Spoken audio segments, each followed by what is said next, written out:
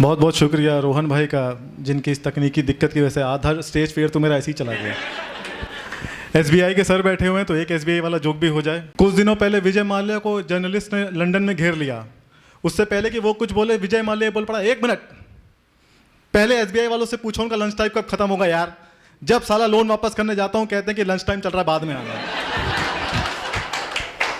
खैर, 22 अप्रैल को पहलगाम में एक बहुत बड़ा हादसा हुआ जिससे कि पूरा देश हमारा सदमे में है। लेकिन साथ ही में एक और दुख है कि जो टूरिस्ट वहां जाने का प्रोग्राम बना रहे थे, अब उनके मन में डर है। बाकी टूरिस्ट के बारे में क्या कहूं, अगले महीने मेरा खुद का प्रोग्राम था पहलगाम जाने का। सोचा था वहां जाऊंगा, पहाड़ों में घूमूंगा, पर अब नहीं समझ में आ रहा कि कहीं पहाड़ की आड़ से कोई निकल के मेरी फाड़ के ना चला जाए। अब लग रहा है कि उससे बेहतर तो मेरा गांव ही है। क्या हुआ वहां पहाड़ नहीं है? क्या हुआ अगर वहां पे हसीन वादियां नहीं है? कम से कम आदमी के जिंदा लौट के आने की गारंटी तो है। कल ही न्यूज में दिखा रहे थे कि डल लेक की शिकारा वालों ने टूरिस्ट को अट्रैक्ट करने के लिए फ्री का फ्रूट चाट बांटना शुरू किया है। फ्री का फ्रूट चाट। मैं कितना बेवकूफ लगूंगा अगर उस फ्रूट चाट के चक्कर में मैं अपना ही सीख कबाब बनवा के लौटूंगा। इस हमले के जवाब में भारत ने सिंधु जल समझौता स्थगित कर दिया है। इसका मतलब है कि अब भारत पाकिस्तान की सरहद से गोलीबारी की आवाज नहीं, चीखने चिल्लाने की आवाज आएंगी। अंकल जी मेरा गला सूख रहा है, मुझे पानी दे दीजिए।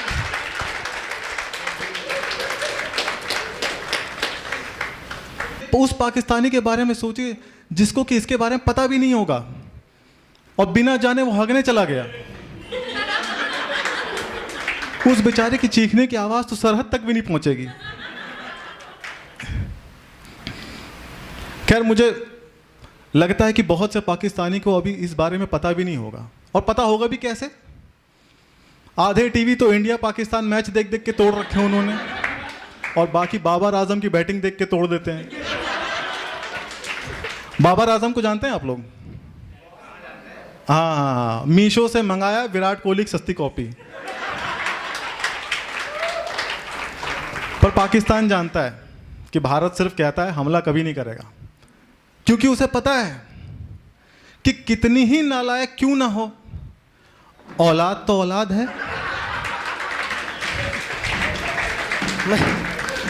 भारत ने सभी पाकिस्तानियों का वीजा रद्द करके उनको भारत छोड़ के वापस पाकिस्तान जाने को कहा है। इस खबर के बाहर आते ही नोएडा की सीमा हैदर वापस सुर्खियों में बन गई हैं। सीमा हैदर को जानते हैं आप लोग? वही लप्पू से सचिन की बीवी। भारत पाकिस्तान का कोई भी बवाल होने से पहले ही सीमा हैदर फटाक से तुलसी जी में पानी डालते हुए एक रील अपलोड कर देती है और मोदी जी को टैग कर देती है कि मोदी जी मैं हिंदू बन गई, वापस प्लीज मुझे वापस मत भेज देना। एक फन फैक्ट बताऊं, सीमा हैदर इंडिया में मेरे ही गांव से चल के इंडिया में आई थी। और आप लोग याद करें ना करें, मेरे गांव में सब लोग आज भी सीमा हैदर को याद करते हैं। सिद्धार्थनगर, शौरगढ़। बढ़िया, इन्होंने ऐसी तैसी कर दी मेरे सेटअप की। आप लोग याद करें ना करें, मेरे गांव में लोग आज भी सीमा हैदर को याद करते हैं। और सबसे ज्यादा याद तो वहां के बेवड़े करते हैं जिनके चक्कर में उनकी नेपाली सस्ती दारू बंद हो गई। इसके बाद अब उन बेवड़ों ने 24 घंटे सरहद की पहरेदारी करना शुरू कर दी है कि कहीं कोई और सीमा हैदर आके उनकी गुटखा खैनी ना बंद करवा दे।